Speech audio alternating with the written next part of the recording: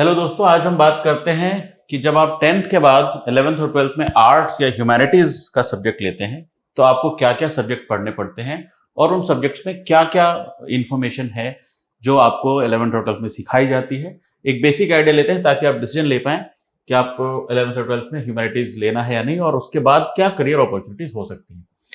Arts और humanities में option science और कॉमर्स से ज्यादा दिए जाते हैं। दो तरह के सब्जेक्ट लगभग कंपलसरी होते हैं। ज्यादातर बोर्ड्स में इंग्लिश, हिंदी या कोई और लैंग्वेज कंपलसरी होता है, इनमें से कोई एक लैंग्वेज लेना। इसके साथ कई बार पांचवें ऑप्शनल के रूप में फिजिकल एजुकेशन, कंप्यूटर्स और आईटी होते हैं। ज्यादातर बोर्ड्स में 5 सब्जेक्ट्स ही होते हैं। कई बोर्ड्स में कई बार एक छठा सब्जेक्ट भी लेने के ऑप्शंस होते हैं, बट अमूमन सीबीएसई, आईसीएसई और अधिकतर स्टेट बोर्ड में 5 सब्जेक्ट का ही सिलेबस होता है। इनमें से अगर ये 2 सब्जेक्ट आपने इंग्लिश और ऑप्शनल में से कंप्यूटर्स, फिजिकल एजुकेशन में से कुछ एक ले लिया जिसमें भी आपकी रुचि है, तो जो मेन सब्जेक्ट जो ऑफर होते हैं उसमें हिस्ट्री, ज्योग्राफी,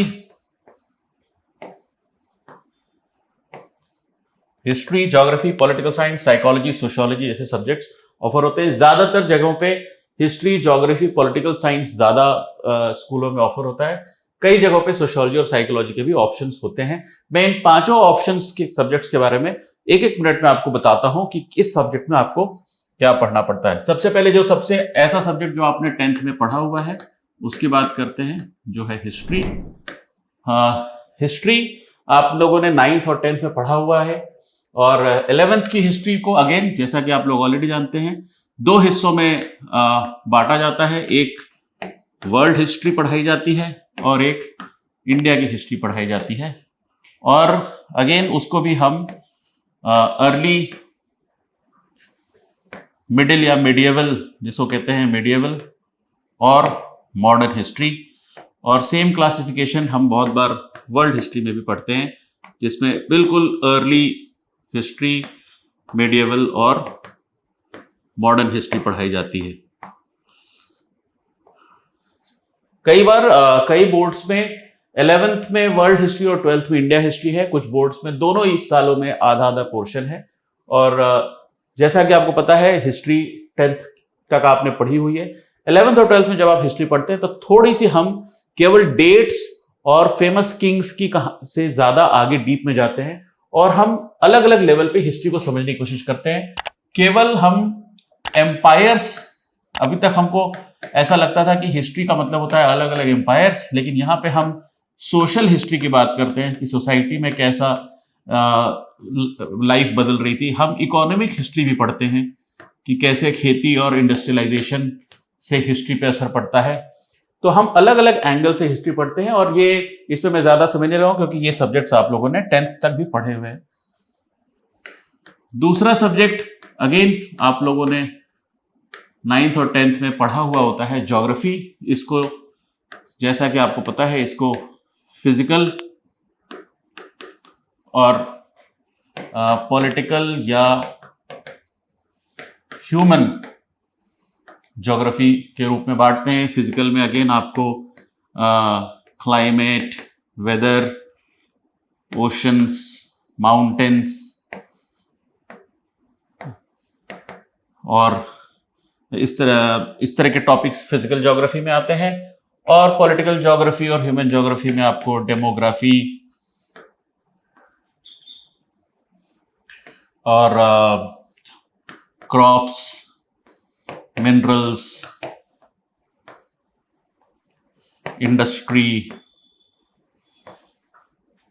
माइग्रेशन, इस तरह के टॉपिक्स होते हैं। इसके लिए एक अलग वीडियो बनाना पड़ेगा जिसमें मैं एक सब्जेक्ट के बारे में आपको डिटेल से बताऊंगा किस किस तरह के चैप्टर होते हैं। फिजिकल ज्योग्राफी जो है वो थोड़ा सा साइंस या लॉजिक पे बेस्ड होता है, जैसे मॉनसून कैसे आते हैं और क्लाइमेट्स क्यों बदलते हैं, अलग अलग क्लाइमेटिक जोन्स, क्यों कहीं पर केवल बर्फ है, क्यों कहीं पर रेगिस्तान है। कुछ कुछ जो आपने 9th 10th में पढ़ा है उसका एक एक्सटेंशन होता है जो आप 11th और 12th में पढ़ते हैं। तीसरा सब्जेक्ट जो ऑफर होता है वो होता है पॉलिटिकल साइंस। पॉलिटिकल साइंस में मोस्टली 2 हिस्सों में हम 11th और 12th में पढ़ाते हैं। एक होती है पॉलिटिकल साइंस की थ्योरीज, और बहुत सारे फेमस यूरोपियन और इंडियन थ्योरिस्ट्स हैं जिनकी पॉलिटिकल साइंस की थ्योरी पढ़ाई जाती हैं। कई बार प्लेटो, एरिस्टोटल और हॉब्स, ये कुछ थ्योरिस्ट हैं जिसके नाम आपको सुनने को मिलेंगे जब आप पॉलिटिकल साइंस पढ़ेंगे। और साथ साथ थ्योरी के साथ साथ उसकी एप्लीकेशंस उस पॉलिटिकल साइंस की, जिसमें आपको हो सकता है कि इंडियन पॉलिटी और वर्ल्ड पॉलिटी, और बहुत बार वर्ल्ड पॉलिटी में एक और इसका सबसेट होता है इंटरनेशनल रिलेशंस। इसका आपको एक बस फ्लेवर सा दिया जाएगा। इसमें बहुत बार इंटरनेशनल वर्ल्ड पॉलिटी में इंटरनेशनल ऑर्गेनाइजेशन जैसे कि WHO, UNO, वर्ल्ड बैंक, इनके क्या रोल हैं, ये सब भी इसमें कवर हो सकता है। और इंडियन पॉलिटी में आपके लिए कि पार्लियामेंट और प्रेसिडेंट और जुडिशरी, इनके क्या रोल होते हैं, ये सब टॉपिक्स भी बहुत बार हम एप्लीकेशन साइड में पॉलिटिकल साइंस में पढ़ सकते हैं। और बहुत सारे वेस्टर्न और इंडियन थ्योरिस्ट्स हैं जो हम पॉलिटिकल साइंस में पढ़ते हैं। हम बात करते हैं अगर सोशियोलॉजी की, तो सोशियोलॉजी भी इसी तरह से दो हिस्सों में कवर होता है 11th और 12th में। इसमें थ्योरीज होती हैं और इसमें एप्लीकेशन होता है। पॉलिटिकल साइंस, जैसा कि नाम से आपको पता चल रहा होगा, पॉलिटिकल साइंस बात करता है पॉलिटिकल सेटअप के बारे में कि राज्य क्या होता है, देश क्या होता है, देश में संसद का और कोर्ट्स का क्या रोल होता है, देश कैसे चलते हैं, विश्व में गवर्नेंस कैसे होती है और शासन कैसे चलता है। सोशियोलॉजी जो है, सोशियोलॉजी को हिंदी में समाज शास्त्र कहते हैं, ये समाज के बारे में बात होता है।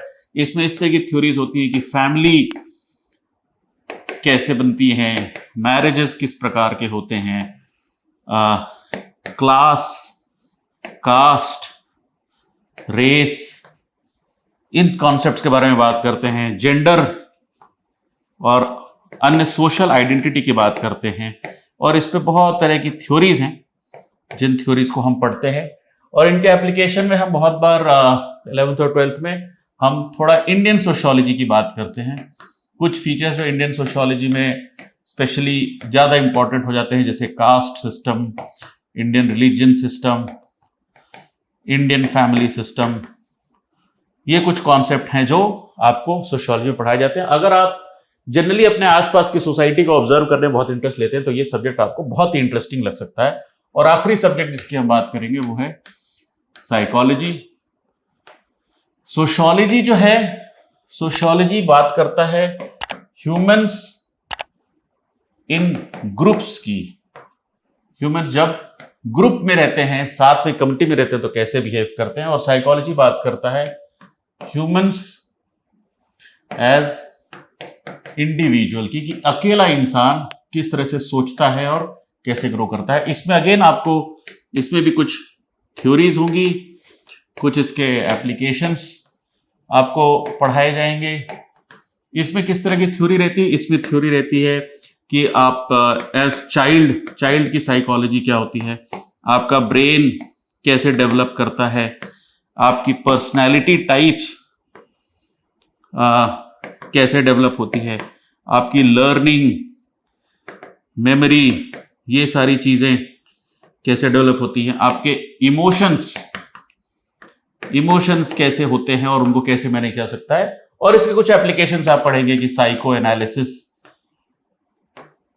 क्या होती है, या साइकेट्री क्या होती है, या आप पढ़ेंगे मेंटल इलनेस, मेंटल हेल्थ क्या होता है, वगैरह वगैरह। ये टॉपिक्स हैं जो आप साइकोलॉजी में पढ़ेंगे।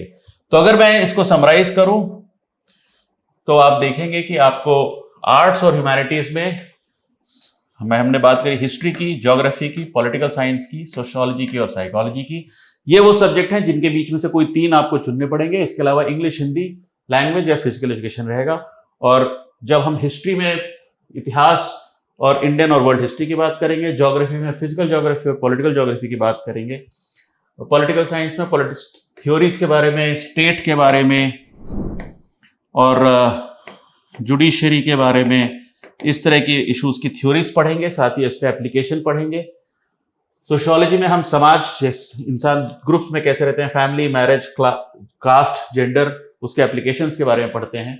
और साइकोलॉजी में इंडिविजुअल ह्यूमंस के, उसके ब्रेन के बारे में, इमोशंस, पर्सनैलिटी, लर्निंग और साइकेट्री, मेंटल हेल्थ के बारे में पढ़ते हैं। उम्मीद है इससे आपको एक आइडिया लगा होगा कि आर्ट्स और ह्यूमैनिटीज में आपको किस किस तरह के सब्जेक्ट्स ऑफर होते हैं 11th और 12th में, और आप उसको कैसे अप्रोच कर सकते हैं। और ये जो पूरे नोट्स हैं, इसका लिंक हम आपको वीडियो के लिंक में देंगे। ये PDF आप डाउनलोड कर सकते हैं ताकि आप फ्यूचर में रेफर कर सकें। थैंक्स।